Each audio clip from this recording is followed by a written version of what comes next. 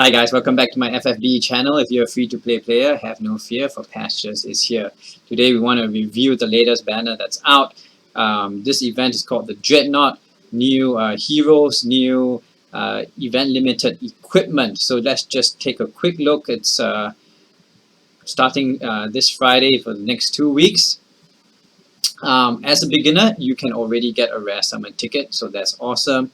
You can get Ruby Best Play. It's not good. Forget about that. But Orichalcum, now that's interesting. You have Aquan Killer, so it gives you extra 50% damage to aquatic monsters. Okay, but what's really cool is Gigantex, and it's just available in the Pro Exploration. And so that gives you attack plus 76, HP plus 15%. So it's really up there with the last event X that we got. What X was that called? Gigas X. And so I would really aim for this Gigantex. And of course, we have a 5-star Trust Moogle, 10% trust there. Really, really awesome. Love this event. And you get a whole bunch of new heroes. You have Guy or Guy, you have Leon, you have an 01 Firion, and you have Emperor. He's going to be really cool. And so we will take a look at some of these units. Okay, let me now go to Emperor first and foremost. He is a 5-star base summon, so he's going to be really hard to get. He has a Trust Master called Matthias's Malice, and it is a rod, and it has attack 19, magic 109, and HP plus 10%.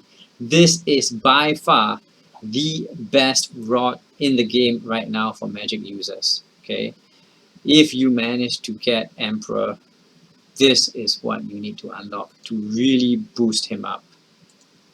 As well, just look at his base stats. Magic 149, that's almost 150. That's insane high magic. On par with all the top tier ones. Now look at some of his abilities. Okay, Time Stopper, 3 turns to all allies. I mean, like, what on earth?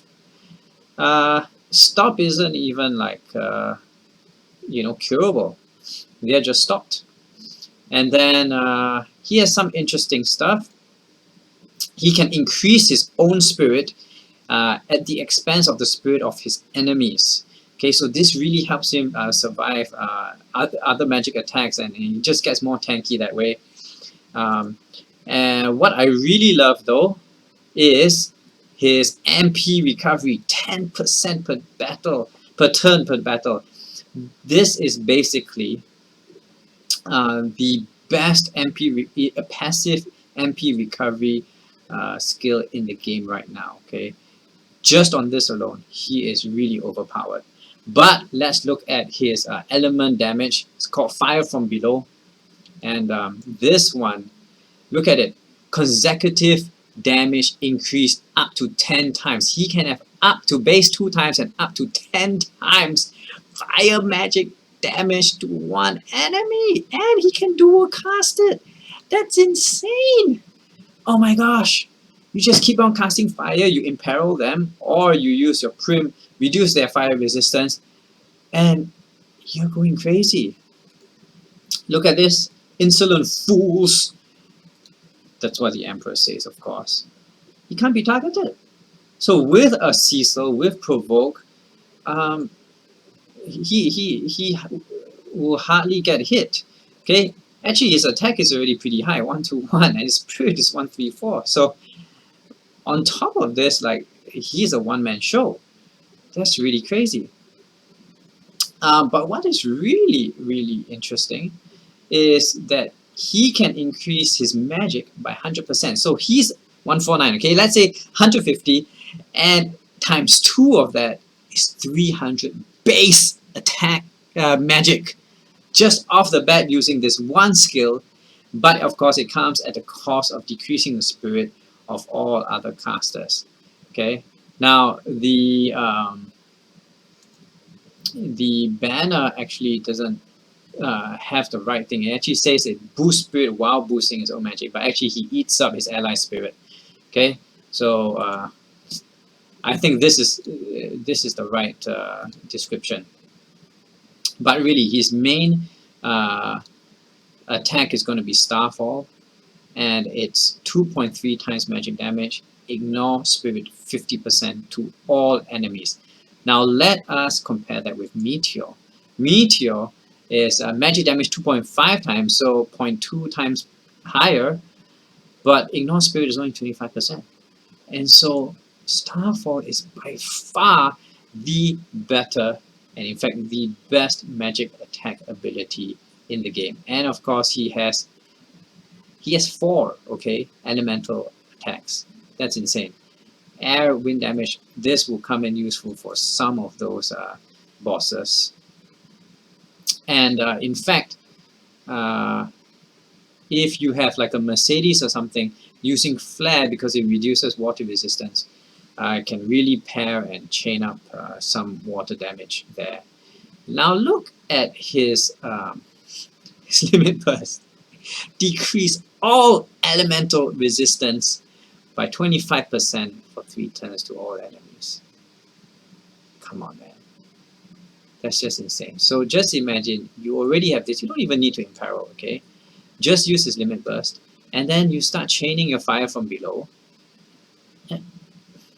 Okay, I just can't. This guy is insane. And here's the thing: he's not a limited time unit. Okay, so Emperor is really up there with the best. He is the best magic attacker in the game. Then we come to our 4-star base. Hero can be upgraded to 5-star. Leon. Everything about him is just meh. I mean, because he's only 5-star max. And I wouldn't bother with any of his abilities. They're just not worth it. Though he can confuse his enemies and he deals dark damage. But I'm not sure that he'll ever awaken to a 6-star since Emperor is already 6-star. So, all that he has going for him is Dark Knight. So, now DKS, as I like to call it, is a passive ability. Look at that. Increase attack by 30%. Are you getting this? When equipped with a sword. And by 20% when equipped with heavy armor. So it's great if you have someone like Luneth, which I have. So yeah, I am going to be rocking this Dark Knight Soul if I can pull Leon. 4-star base. It's not that hard to get. It probably spend about 5 to 10 at most 15 summon tickets, and you probably hit him. Okay, if after 10 you don't hit him, you're unlikely to get him, I guess. And then you have this 3-star base unit called Guy or Guy, however you want to pronounce it. As a 3-star, his abilities are pretty useless except for Full Break. But if we already have Rain, which is our free unit that we start with, and he has Undermine, just use Rain. But what he has going for him is Hill Digger. What is Hill Digger, you ask? Well, Hill Digger is an attack plus 10% ability material with increased HP by 30%! 30%! Now this, you can easily get him on your way to trying to pull Leon or the Emperor. You're gonna get Hill Digger, okay? So this is a very worthwhile Trustmaster reward because it gives you attack and it gives you survivability. Awesome, awesome, awesome. Now, last but not least, a unit which we already have. You probably have already pulled him if you've been playing for the last few months. Firion, 3-star base summon, but he's now upgradable to awaken to 6-star. Look at his stats, okay? His attack is the highest. Not the highest in the game, but as we will see, he has tons and tons of killer abilities. Plant Killer, Bird Killer, Forest Killer, Dragon Killer. Okay, Forest Killer is a multiple one, okay? Burst insects and plants. And he has Beast Killer, all beasts. And look at this, Legend Killer, Beasts, Demons, and Dragons increased by 75% damage. What? Not to mention, because this is maybe the only unit who can equip all weapons in game, he has all sorts of crazy, you know, abilities that pair with this. So he has great support, all the kind of magical kind of stuff, increase magic and spirit by 30%. If you want ranged weapons, increase attack and spirit, okay, multi-shooter. If you want heavy weapons, heavy breaker, increase attack by 30% using those weapons, and swordmaster, all the different kinds of bladed weapons, attack and defense by 20%. That's really good. And his ultimate attack, Finbriar, physical damage 1.8 times, ignore defense 25%. Yes! And guess what, guys? Later on, when enhancements comes out, you can enhance Finbriar and it becomes insanely good. Firion, as a 3-star base unit, he is probably the best 3-star base unit in the game. Not to mention, his Trustmaster equip heavy armor. Okay, you pair that up with Dark Knight Soul, and voila. Okay, attack increased by 20%. So that is pretty sick. So when you pair him up, when you awaken him 6-star and you get his enhancements, and you start using Finbriar with enhancements, this guy deals insane damage, and so he's up there, okay? Top 20 units easily in the Japanese version of the game. Not only that, he also has a single target heal regen, and so I've been looking forward to Firion for a long time, okay? He's at pretty close to max level. I just need to give him a few more Gigantuas and he will be maxed. I can awaken him and we are good to go, okay? Now, I want to do a bit more math crafting for you guys, and so let's look at what we have here. I'm not sure if you can see this. Okay, let me try to add this. I'll just remove this screen.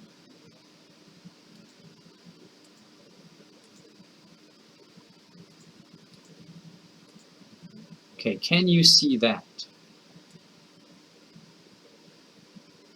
Okay, so I am going to reduce myself. I'm going to become really small.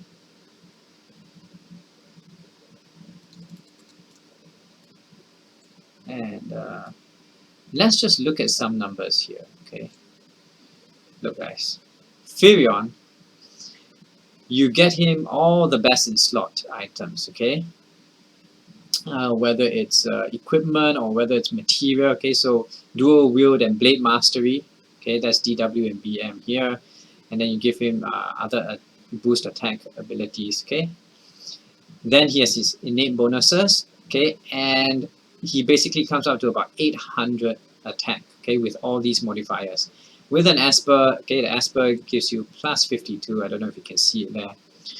It becomes 861. So basically, his damage comes up to this, and with his killer abilities, it can multiply by quite a bit. But let's say, okay, he has 2.4 multimodal. Not really sure how this guy calculates it, but his damage is that much, okay? You compare it with Gilgamesh, who has, you know, his Dual Wield Trustmaster. The ratio, his damage is lower, is higher, but with the killer abilities, it actually goes lower. So the ratio, if it's above 1, it actually shows that Firion is better, and if it's less than 1, then the other unit is better. Now let's see how Firion compares with Luneth, okay? And just want to show you that with Luneth, the ratio is even greater. And so Firion is outdoing Luneth by quite a bit. And I have Luneth. So once he gets awakened to 6 stars, my Luneth actually becomes redundant almost. except for the fact that he has an innate Dual Wield. And he also has ignore defense. But Fimbria also has ignore defense attack, so that's crazy. Then we come to Randy, and wow, we see actually they're pretty much equal. You can see actually from the base attacks here, okay, with the Espers and the damage multipliers. Randy is actually really good. Nowadays, I'm actually putting Randy into my first team, and Randy is doing great for me. He has undermined. He can full break basically, and he has lots of killer abilities as well. And that's why, because of the killer abilities, Randy and Firion are pretty much equal. But what really surprised me was the calculations for Cloud of Darkness, where Cloud of Darkness actually wins by a teeny bit. And that's because Cloud of Darkness has Man-Eater. Man-Eater Plus, actually. And so, wow. I've always put Cloud of Darkness in my top, my first team. And all the more I think I need to start focusing on getting my Cloud of Darkness to its max stats and unlock Rising Sun. I have quite a few locks, so I need to get Rising Sun and Dual Wield for my Cloud of Darkness. Then I'll be good to go. Okay, and Chizuru is the worst of lot. So sorry guys if you're still relying on Chizuru. What you should do is swap out Chizuru for Firion straight away. So there we have it. Basically, what am I trying to say? I'm trying to say that for this banner, okay, just Firion alone is gonna make you, it's gonna bump you up a level. If you're clearing the pro, it will help you clear the elite. Okay, and if you happen to get Emperor, wow, that's insane. But if you're a free-to-play player, what should you do with your precious lapis and summon tickets? Well, here are my thoughts. You should pull until you get Leon. Don't try to aim for Emperor, because if you have Exdeath, he is good enough to get you through. Emperor is really a very, very low chance, 1% chance to drop a 5-star base unit. I wouldn't hard pull for him, because you're going to be spending at least 15,000 lapis or more. Okay, if you don't get him within 15,000 lapis, you're going to be, you need to pull 200 to 300 units, and that's a lot of lapis. Okay, so if along the way that you're trying to get Leon for his Trustmaster Dark Knight Soul, and you happen to drop a Emperor, great. If not, don't worry, just use your Exdeath, okay? And if you don't manage to get anybody at all, at least get Firion, because Firion is a top tier attacker, okay, even now in the Japanese version. So that's it. You actually shouldn't be spending too much. At most, I would spend 5,000 lapis, and I would spend at most 15 summon tickets, or 20 summon tickets if I still have that many. Otherwise, I would save the rest for a physical attacker, because magic attackers, they have limited use. They aren't always useful. Physical attackers are much better, especially since you can equip them with non-elemental weapons, whereas most magic attackers have some sort of element, unless you're using their very, very expensive, mana-intensive top-tier skills like Starfall or Meteor, and you can't always use them without some sort of MP recovery. So there you have it. Save your lapis. Okay. So hope you enjoyed this this review. If you have any comments or feedback, do post it in the comments below. Love to hear from you, and we'll discuss it. Okay. That's it for me. Keep the faith. Peace out.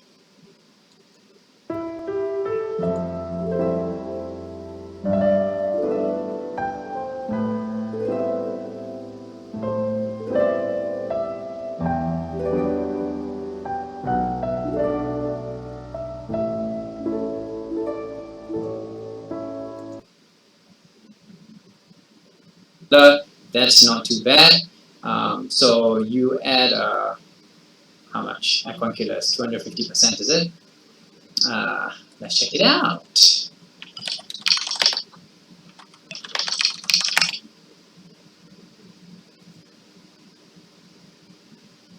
By 50%. That's pretty sad. Okay. We will